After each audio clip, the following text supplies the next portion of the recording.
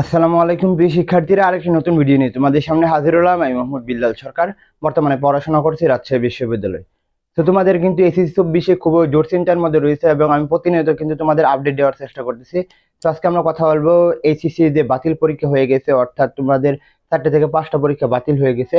তো তোমাদের এই বাতিল পরীক্ষা বা স্থগিত পরীক্ষার রুটিন মোটামুটি প্রকাশ হয়ে গেছে এবং সবকিছু স্থির থাকলে বা সবকিছু যদি পরিস্থিতি স্থির থাকে তাহলে কিন্তু তোমরা তোমাদের পরীক্ষাগুলো দিতে পারবে। কিভাবে একটু যদি আমি কথা বলি তাহলে তোমরা দেখতে পারবে। তোমাদের কিন্তু 1 আগস্ট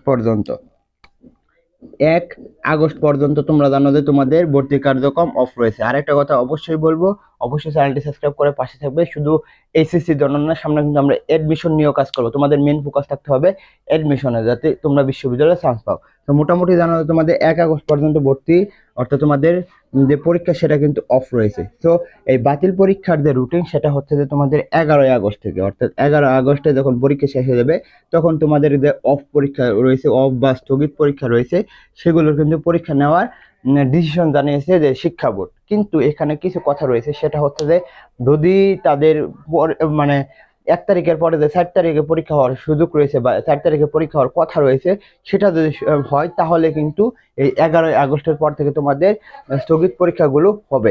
আদারস কিন্তু তোমাদের এই স্থগিত পরীক্ষাগুলো হবে না। তো মোটামুটি ধরে রাখতে পারি এখন পরিবেশ স্থিতিশীল রয়েছে আমাদের বাংলাদেশে। মোটামুটি এখন কারফিউ জারি করার কারণে কিন্তু এখন পরিস্থিতি স্থিতিশীল। সেই হিসাবে মোটামুটি তোমরা ধরে রাখতে পারো যে 11 তারিখের পর থেকে তোমাদের বাতিল বা স্থগিত পরীক্ষাগুলোর যে যে পরীক্ষা সেগুলো কিন্তু হবে। আর অবশ্যই অনুরোধ রইবে চ্যানেলটি সাবস্ক্রাইব করে পাশে থাকবে।